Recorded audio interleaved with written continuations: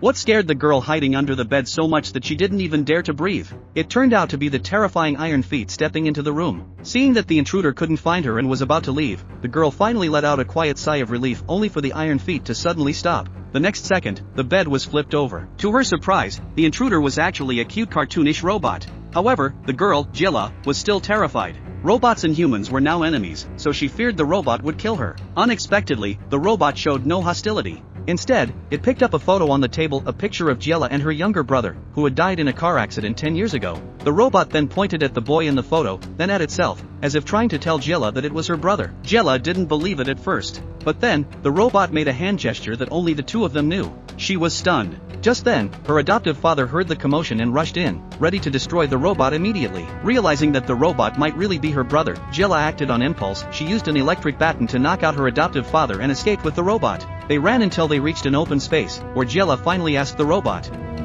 Pero sei vivo.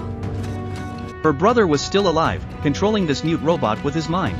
Jilla urgently asked about his current situation, but he shook his head. She pressed him to tell her where he was so she could rescue him, but the robot simply pointed at a sign nearby, one that read Central Corporation. Jilla was utterly shocked. 10 years ago, robots had awakened self-awareness. They refused to remain humanity's slaves and waged war against humans. Since robots felt no pain and never needed rest, humanity was quickly overwhelmed. In this dire crisis, Central Corporation invented the Consciousness Helmet, a device that allowed human minds to control robotic bodies in battle. With this technology, humans turned the tide of war, ultimately driving robots into a desolate wasteland. Jilla never imagined that her brother's supposed death was linked to the great Central Corporation. But Central Corporation had bases all over the world. Where exactly was her brother? Just as Jilla was struggling with this question, her brother revealed an even more shocking secret.